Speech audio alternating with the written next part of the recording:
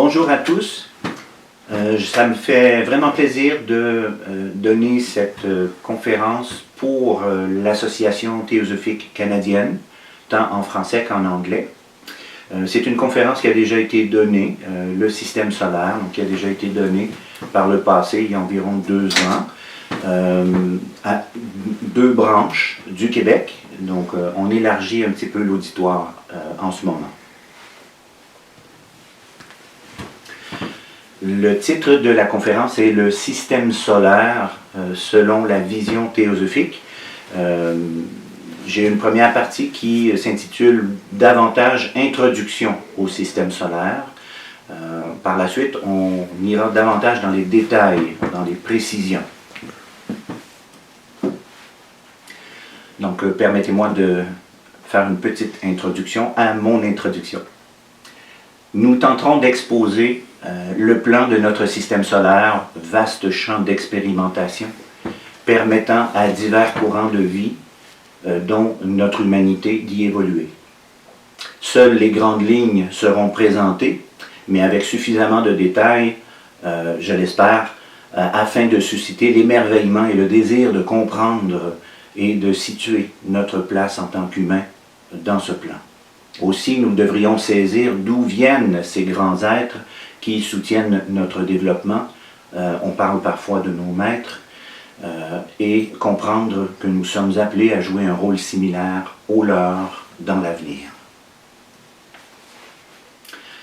Lorsque la théosophie présente ses enseignements sur la vie, l'humain et l'univers, elle nous invite à plonger dans les mondes invisibles, invisibles à nos yeux. Dans ma présentation, je présume que vous êtes familier avec cette approche. La conférence porte sur 2 aspects grandioses de l'enseignement. Le premier, la mise en place d'un vaste champ d'évolution pour la vie, et le second, la venue des courants de vie dans ce champ d'évolution. C'est une façon simple de le dire. Autrement, on peut verbaliser cela en disant « Nous verrons que l'absolu s'émane de lui-même et qu'il suscite dans sa manifestation un réservoir infini de matière et une vitalité désireuse d'investir cette matière, toutes 2 chargées de la mission de réaliser son potentiel inscrit en elle, que l'on nomme habituellement le plan divin. » Je vais débuter avec quelques extraits de la doctrine secrète, volume 1, les stances de Diane. 3 stances en particulier, la 1, 2 et 3, et uniquement certains extraits, pour démontrer brièvement qu'on nous donne l'information, qu'il faut comprendre, bien sûr, qu'on nous donne l'information relativement au début du système solaire, au début même du cosmos, la cosmogénèse. Donc, la stance 1, pages 3 et 4 de l'édition récente, la mère éternelle, enveloppée dans ses robes à jamais invisibles, avait de nouveau sommeillé pendant 7 éternités. Le temps n'était pas, le mental universel n'était pas, les ténèbres seules remplissaient le tout sans borne, car le Père, la Mère et le Fils étaient de nouveau un, et le Fils ne s'était pas encore réveillé pour la roue nouvelle et son pèlerinage sur elle. Seule l'unique forme d'existence s'étendait sans borne, infinie, sans cause, dans un sommeil sans rêve. La vie vibrait inconsciente dans l'espace universel, partout en cette présence absolue. J'ai fait ressortir un certain nombre d'expressions que vous voyez ici sur la diapositive. La mère éternelle, souvent traduite par espace, les ténèbres, qui sont une représentation symbolique de avant la manifestation, le Père, la Mère et le Fils, cette trinité que l'on retrouve dans nombre de religions, la majorité en fait, qui est un, donc non manifesté. Le Fils lui-même, qu'il ne s'est pas encore réveillé pour la roue nouvelle et son pèlerinage sur elle. Donc le pèlerinage sur la roue, c'est véritablement le pèlerinage dans la manifestation, le pèlerinage de la conscience, et la roue elle-même, c'est pour indiquer ce cycle, ces cycles qui se produisent dans la manifestation. Déjà aussi par le mot roue, on nous amène à regarder les choses non seulement en cycle, mais aussi en globe, en sphère. Donc on reviendra là-dessus tantôt.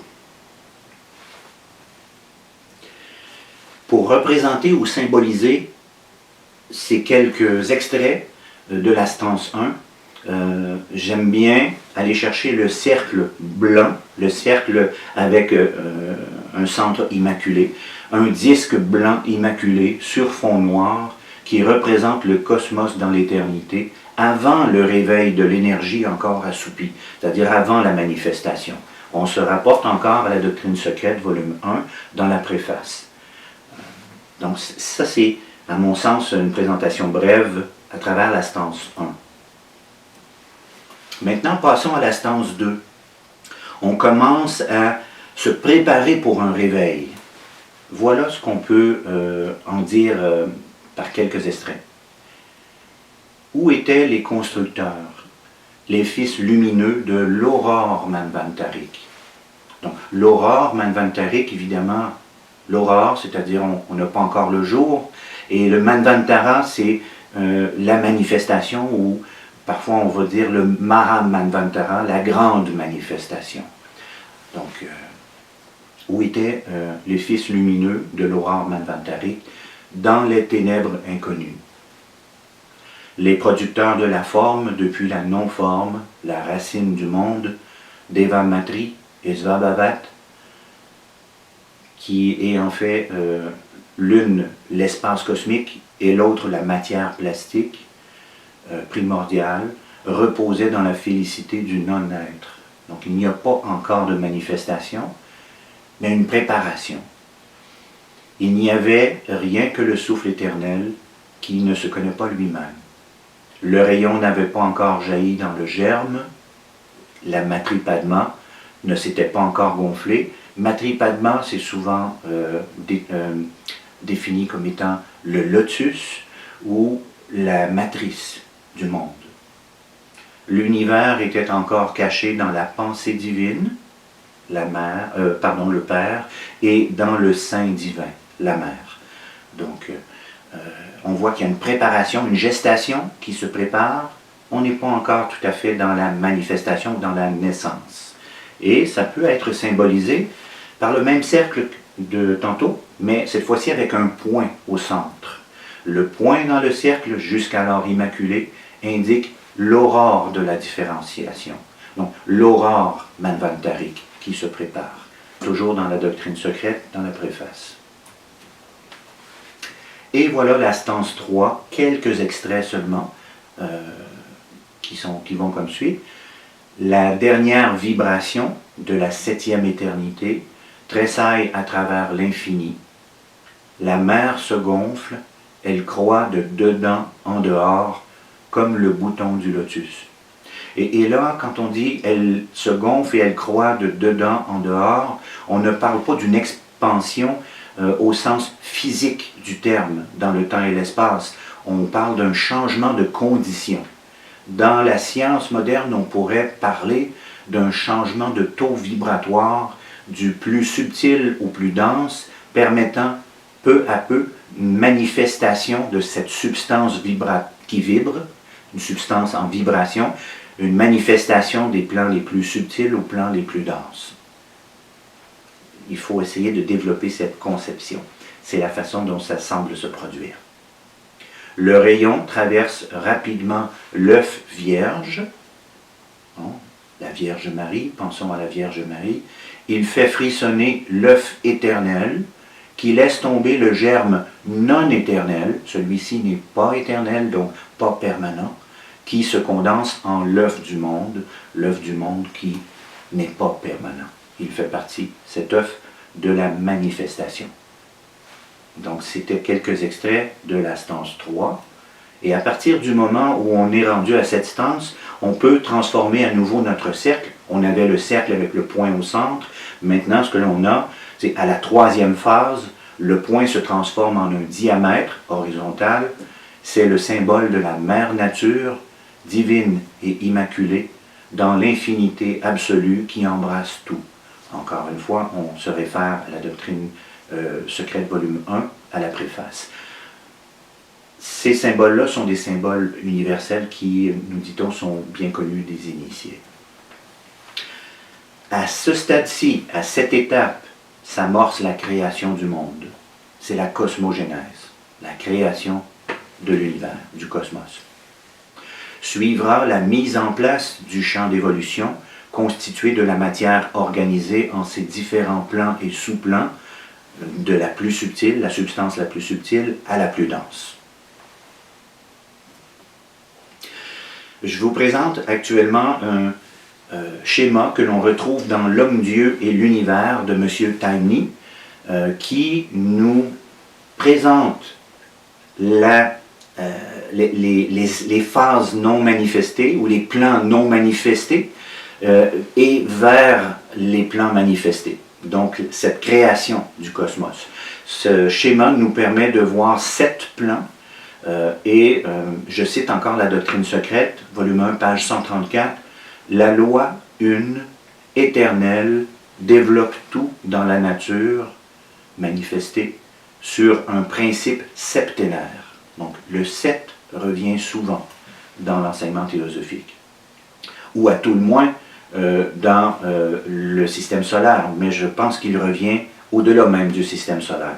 Il revient aussi au niveau du logos cosmique. On en parlera un petit peu plus tard. Donc, on voit la ligne bleue, le trait bleu, sur le schéma de cercle concentrique. Le trait bleu englobe tous les plans. Pour ceux qui sont familiers avec l'enseignement, tous les plans connus que l'on entend souvent dans la nomenclature, du plan Adi jusqu'au plan physique, et il y a 7 plans. Les plans Adi, Anupadaka, le Anupadaka c'est la monade, le plan atmique, le plan bouddhique, le plan mental. Le mental se subdivise en 2 sous-plans, deux grandes subdivisions, on en parlera un peu plus tard, l'astral et le physique qui se subdivisent aussi en 2 grandes subdivisions que l'on connaît bien, hein, le plan physique dense et le plan physique invisible ou subtil, l'éthérique en fait, on parle du double éthérique. Donc, il s'agit des 7 plans de la manifestation. Première partie de mon exposé va porter sur la matière et les structures qui se constituent avec cette matière. Ensuite, on verra ce que l'on fait avec cette matière. Donc, la première partie parle davantage du champ d'évolution. Je suis allé chercher un schéma, la figure 61 de l'évolution occulte de l'homme de M. Jinarajadasa. On la retrouve en page 138. Concentrons-nous uniquement sur la partie de droite du schéma où l'on retrouve les mêmes plans que je viens d'exposer, que j'ai extraits du schéma de M. Taimni. Prenons ces mêmes plans et l'on voit dans le schéma que chacun des plans est subdivisé en 7 sous-plans. C'est la matière, c'est de la substance, et elle est soumise à une force, un plan, une force, pour se constituer en 7 grands plans, et chacun des plans en 7 sous-plans. On connaît mieux les plans, le physique et ses sous-plans. On ne connaît pas ou peu les sous-plans des autres grands plans. Essayons d'y aller un petit peu plus en détail. Donc, permettez-moi de revenir. Donc, vous voyez que ça émane de ce que l'on appelle le 3e logos. Le logos, c'est, si on veut, la vie, ou un aspect de la vie, hein, du divin, Et la matière ou la substance se constitue à partir du troisième logos. C'est le troisième aspect de la divinité qui constitue le plan. Il y a deux autres aspects dans cette trinité, le premier logos et le deuxième logos. Le deuxième étant la vie, le Fils, le premier étant le Père, la volonté. On y reviendra un petit peu plus tard sur ces aspects. Donc le premier logos, on a la tendance à... En fait, on le définit comme étant le Père, le deuxième le Fils, le troisième le Saint-Esprit. Parfois les gens vont dire la Sancta Spirita au féminin, parce que le Saint-Esprit est souvent associé à la matière et à la mère, l'aspect maternel, la matrice. Donc, ne sont que trois aspects de l'unique logos cosmique ou universel. C'est une petite phrase que l'on retrouve encore une fois dans l'évolution occulte de l'homme de M. Jinarajadasa. Dans ce logos 1 naissent la multitude des logoi solaires. Dans la terminologie, là, logoi est simplement le terme pluriel de logos. Donc, il y a des logoi solaires, il y a plusieurs systèmes solaires qui vont se développer dans le grand logos cosmique. Et dans ces logoi solaires, il va y avoir des logoi planétaires. Donc, encore une fois, des consciences planétaires qui s'incluent dans les consciences solaires, qui s'incluent dans les consciences du logos cosmique, la conscience du logos cosmique.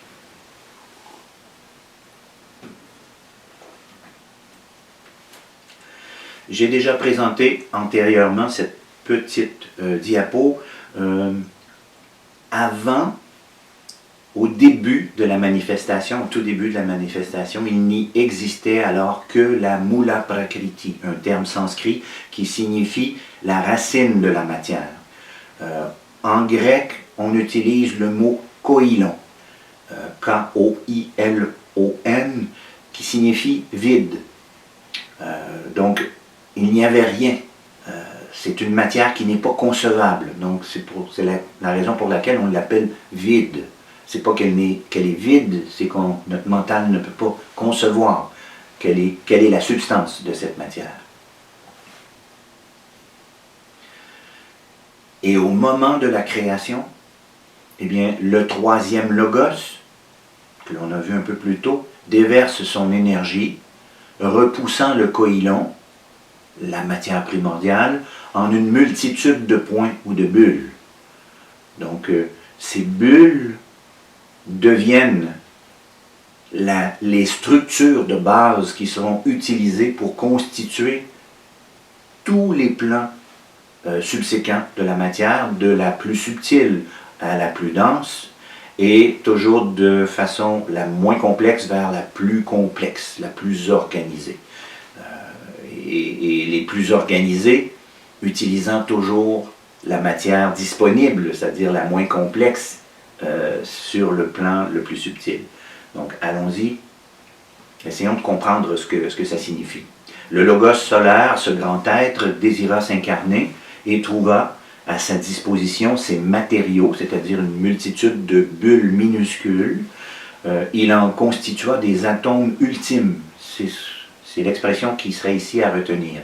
Atomes ultimes sur chaque plan et sur les sous-plans les plus subtils.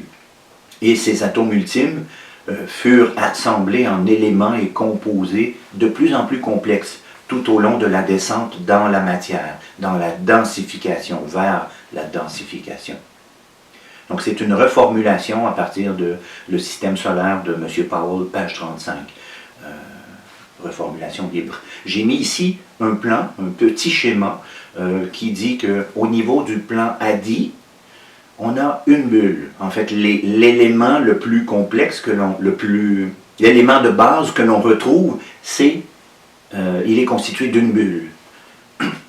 Et à ce moment-là, on dit que les atomes de ce plan sont constitués d'une bulle, tout simplement. Lorsqu'on passe au plan Anupadaka, on dit que le plan Anupadaka est constitué de 49 bulles, c'est-à-dire de 49 atomes.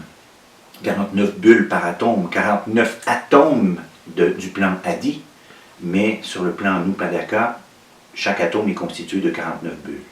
Au niveau atmique, on dit que c'est 49 à la 2 au carré. Donc 2401 bulles par atome atmique. Donc on voit qu'il y a une complexification à chaque plan qui se produit. D'où vient ce schéma ou ce tableau? J'avoue, je n'ai pas les connaissances à ce moment-ci pour dire d'où ça vient. Cependant, ce que l'on voit, c'est que jusqu'au plan physique, arrivé au plan physique, un atome ultime physique est constitué de 13 841 287 201 bulles. Donc, arrivé à ce niveau-ci, on est dans un niveau de complexité et de densité par rapport au plan Adi qui est énorme. Ça a beaucoup changé. Donc, il est normal que cette matière-là réagisse moins promptement, à un taux vibratoire plus lent, tellement elle est chargée de matière, de substance. Ici, on a dessiné un atome ultime physique qui a été apparemment vu de façon clairvoyante par Monseigneur Leadbeater, peut-être Madame Besan aussi, et on le représente ici. Donc il y a des spirilles, une quantité de spirilles qui constituent cet atome. Il est vide. Essentiellement, il est vide. Il y a peu de substances. Les substances sont organisées dans une architecture lui donnant une forme, mais essentiellement, il y a plus de vide que de matière dans cette forme. Revenons avec le schéma, mais partiel, de ce qu'on a vu tantôt concernant la matière. Donc, on resitue à nouveau les plans Adi au plan physique. Le champ d'évolution se constitue en 7 plans, de la substance la plus subtile à la plus dense. Chacun des plans se subdivise en 7 sous-plans. Le sous-plan le plus subtil de chaque plan est nommé le sous-plan atomique.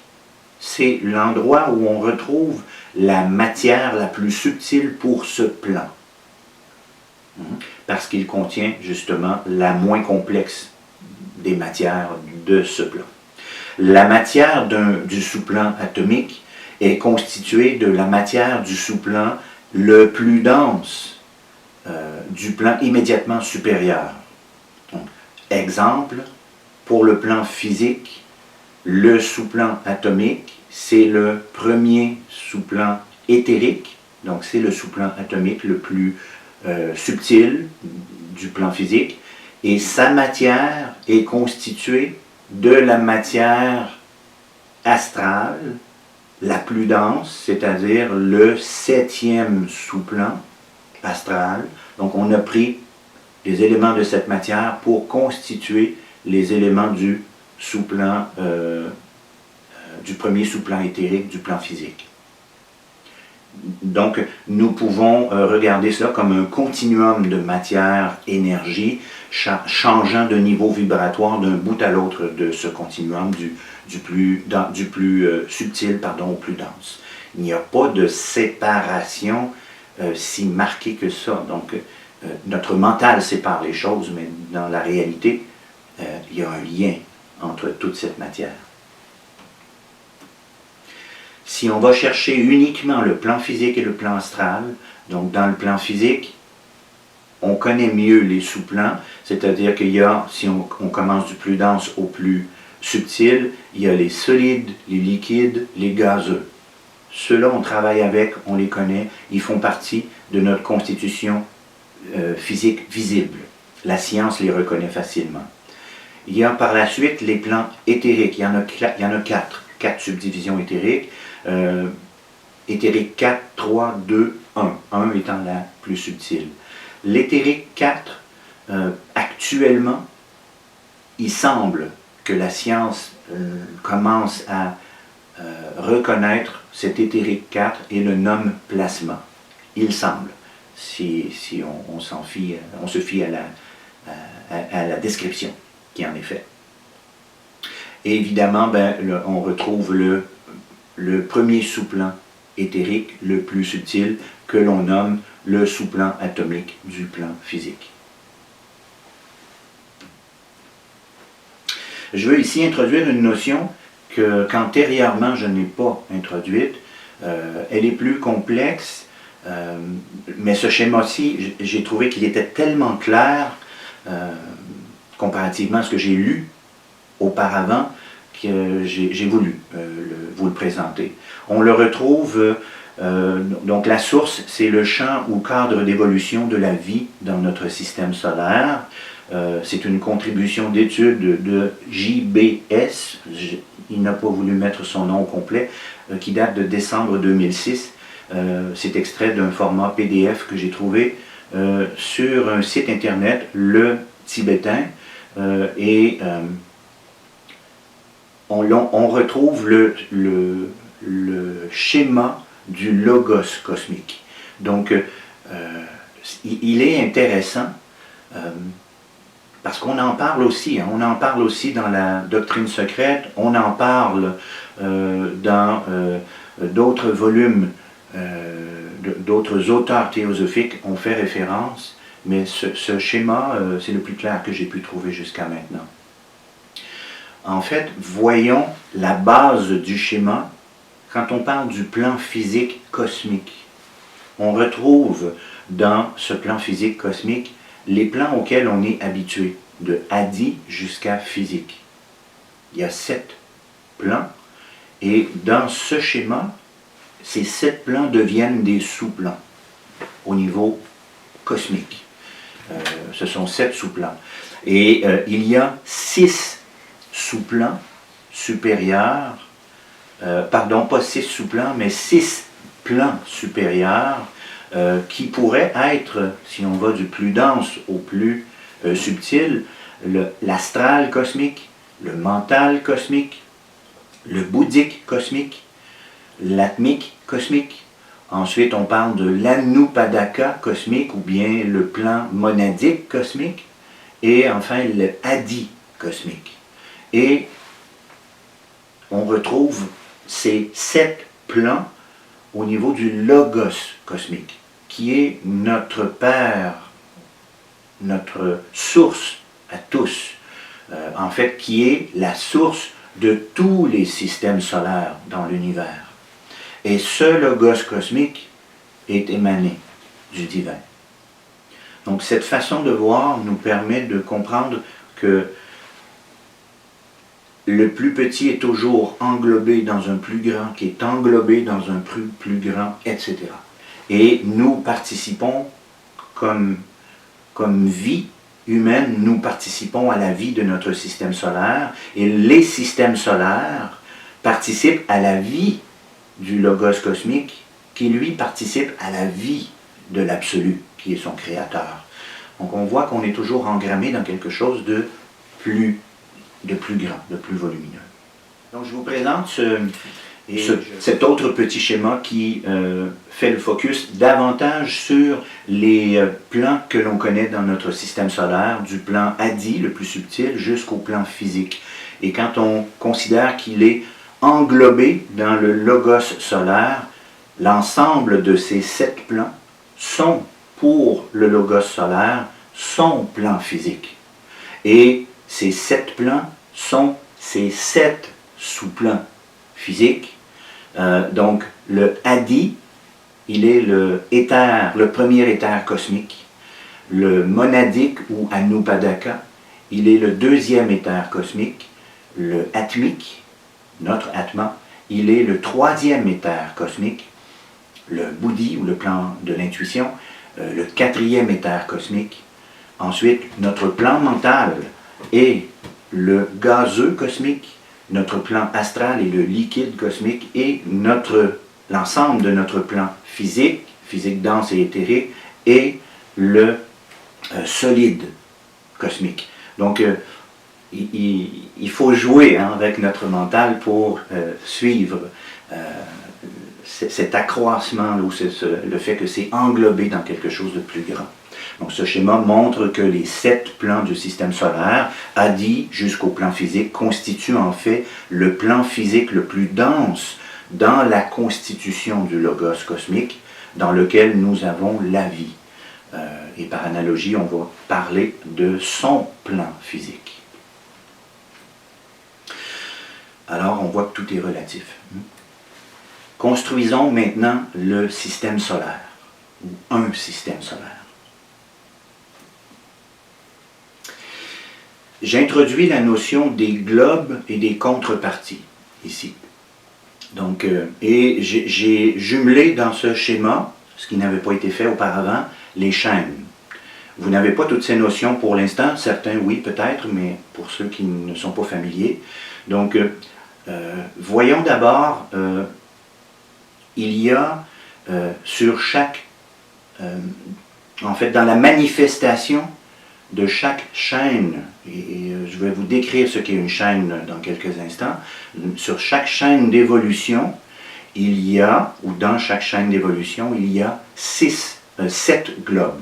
Il y a 7 globes qui permettent à la vie, de façon cyclique, de se développer pendant un certain nombre de passages sur ces globes. Ces passages, on va les nommer rondes un peu plus tard, donc je vais vous reparler de ça aussi. Actuellement, notre globe le plus dense, c'est le globe terrestre, la Terre. Et il se trouve que c'est le 4e globe de notre chaîne d'évolution actuelle. Il y a 3 globes plus subtils antérieurs à notre Terre et il y a 3 globes plus subtils postérieurs à notre chaîne. Quand je dis antérieur et postérieur, c'est dans le temps. Ces 6 globes qui sont invisibles sont faits de matière plus subtile. Ils sont invisibles à nos yeux physiques. Ils existent en permanence. Ils ne sont pas détruits, mais la vie quitte, les courants de vie quittent ces globes, les antérieurs, et ira sur les postérieurs au fur et à mesure que le cycle se fait. Ça va se clarifier dans quelques instants quand je vais vous montrer les schémas. Mais pour l'instant, je veux tout simplement introduire l'idée de ces globes. Ils existent simultanément, ils ne sont pas détruits, c'est important, ils existent simultanément lors d'une chaîne, de la vie d'une chaîne, de l'existence d'une chaîne.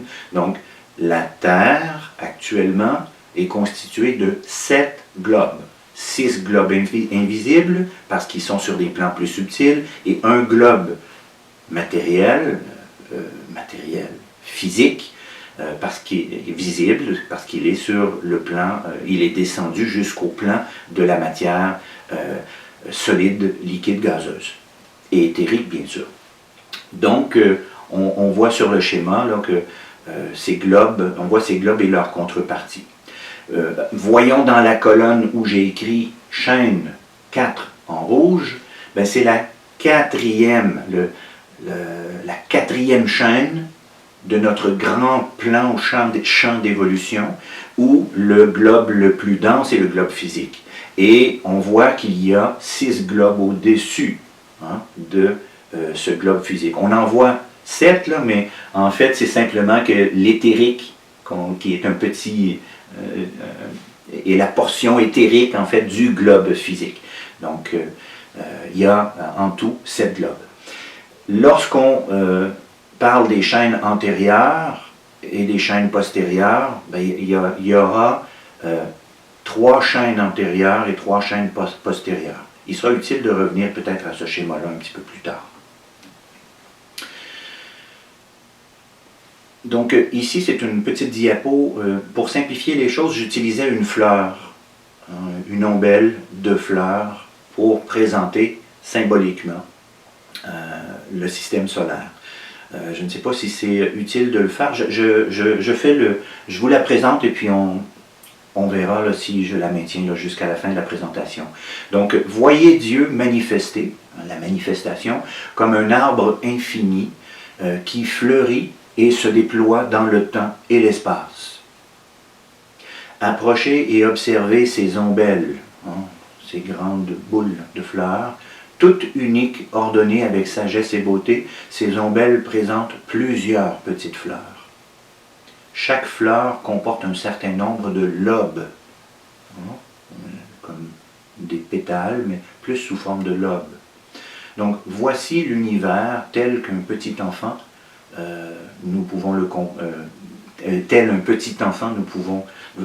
Voici l'univers et tel un petit enfant, nous pouvons le comprendre, nous en réjouir et l'aimer.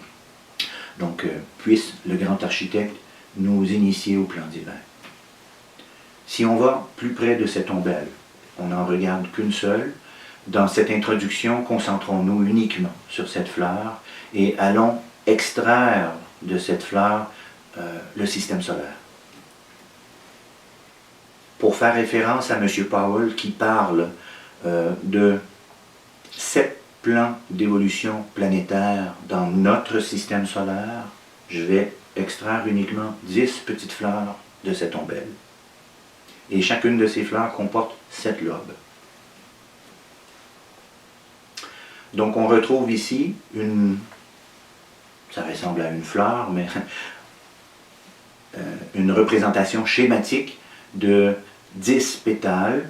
Chacun des pétales représente un plan d'évolution planétaire, un système d'évolution planétaire, et dans chacun de ces pétales, il y a 7 globes, ou si on veut, des lobes des petites fleurs dont je vous parlais tantôt.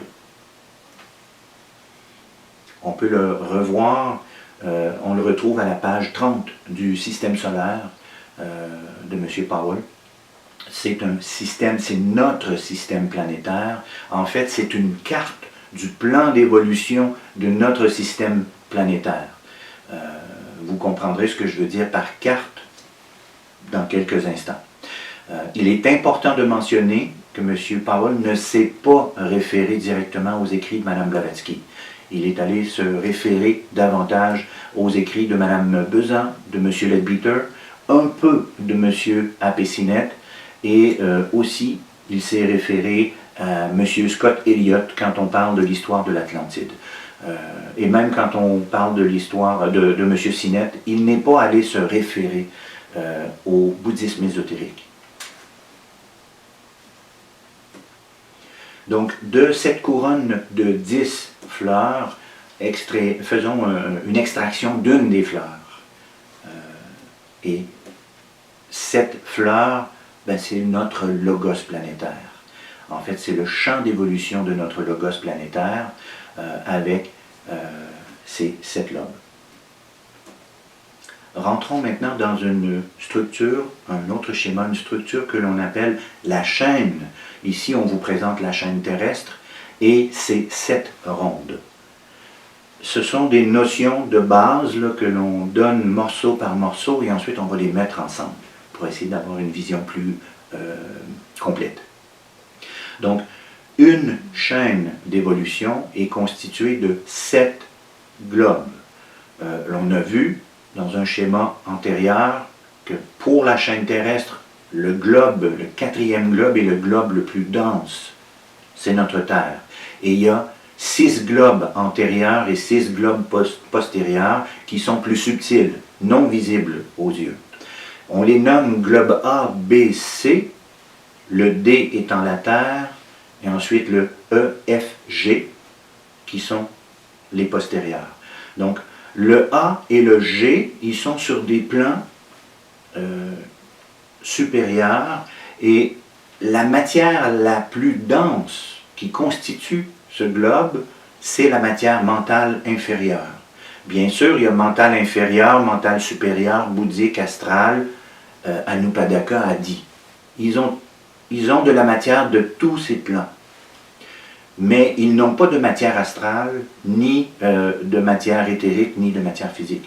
Ils n'ont pas cette matière. Les globes B et F sont constitués de matière jusqu'à la plus dense. Pour eux, la plus dense, c'est le plan astral. Il n'y a pas de matière éthérique et physique sur ces globes. uniquement jusqu'au plan astral.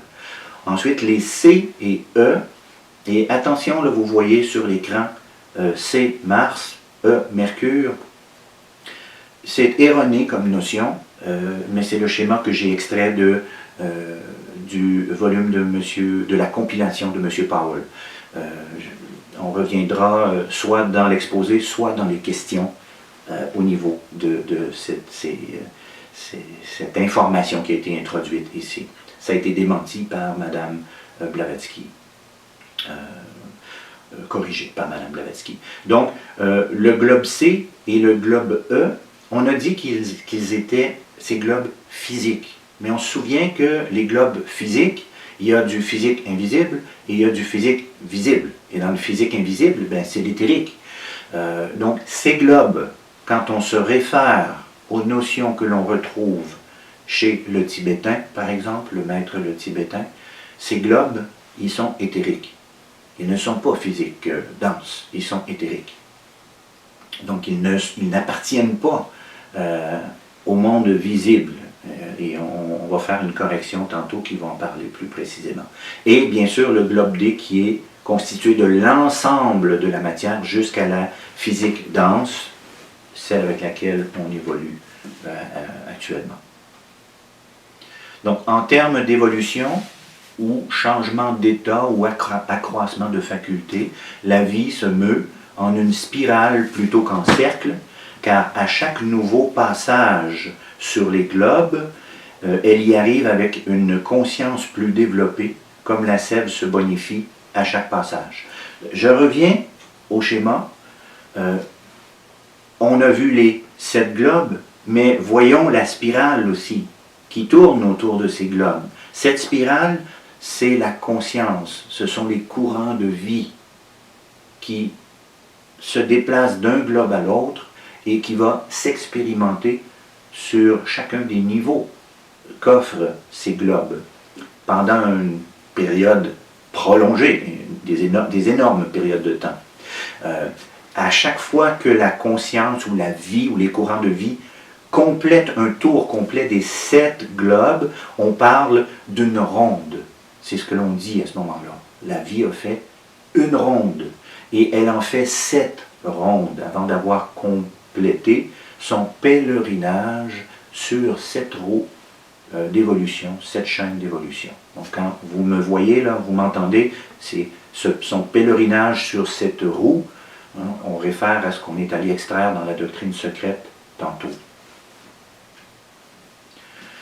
Donc mentionnons que durant ces rondes, où la vie passe de globe en globe, il demeure constamment une infime quantité de vie sur chaque globe que le courant de vie a quitté. Donc on dit à ce moment-là que le globe entre dans un pralaya ou un sommeil, une phase de léthargie, où la vie demeure pour ne pas repartir à zéro dans le prochain passage, mais est pour ainsi dire presque inactive ou inactive. Alors que la vie s'active intensément sur le globe suivant, c'est le globe où se passe l'évolution, si on veut, la manifestation ou l'évolution la plus probante. Et c'est actuellement le cas pour la Terre, le globe terrestre, le globe D, où la vie est en effervescence actuellement, mais elle est en léthargie sur ces 3 globes postérieurs ABC et ces 3 globes antérieurs, pardon, et ces 3 globes postérieurs EFG. Voilà. Remarquons que lors d'une ronde, la vie effectue une descente dans la matière, de la plus subtile à la plus dense, puis ensuite exécute un mouvement ascendant de la plus dense vers la plus subtile. Il y a quelque chose de plus complexe qui se passe là, mais juste regardons les grandes lignes. Et enfin, pardon, enfin ajoutons que lors de ces 7 rondes autour du chapelet de 7 globes, chaque globe occupe un plan de matière d'une densité qu'il conservera durant toute cette incarnation, une incarnation du logos planétaire. Hein. Donc, Cette chaîne est ni plus ni moins que le corps, ou le corps permettant au logos planétaire de se manifester et de s'évoluer. Et nous, les monades, à travers cette chaîne, faisons partie de la vie du logos planétaire, qui lui fait partie du logos solaire, etc. Après ces 7 spirales ou 7 rondes autour de 7 chaînes, on parlait d'une fleur tantôt, d'une fleur avec 7 lobes, la fleur elle-même meurt. C'est-à-dire cette chaîne planétaire va disparaître et laisser la place à une autre fleur. Concrètement, la matière dont elle est constituée va être rendue aux plans dans lesquels on est allé puiser pour former chacun des globes. Donc ces globes se désintègrent, la matière est rendue au plan. Et là, il y a une phase de sommeil que l'on appelle pralaya, avant d'entrer en activité dans une autre chaîne qui va être constituée en allant chercher la matière de chacun des plans, mais le chapelet de globes va, dans le cas de la chaîne planétaire, s'élever d'un plan. Alors que dans les chaînes planétaires antérieures, le chapelet de globes descendait dans la matière. Dans la 5e chaîne, le chapelet va s'élever d'un plan jusqu'à la 7e. On le verra dans un schéma, voilà, on le voit dans le schéma suivant. Donc, on voit ici un manvantara, c'est-à-dire un plan d'évolution qui englobe 7 chaînes. La chaîne du milieu, celle qui est la plus dense, ou qui est descendue jusqu'au plan physique, le plan le plus dense, c'est la chaîne terrestre. C'est la 4e chaîne. C'est de cette façon-là qu'on l'identifie dans la nomenclature.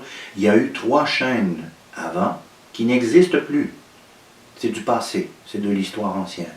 Elles ont produit des êtres, elles ont produit des résultats évolutifs qui viennent aider dans chacune des chaînes ultérieures.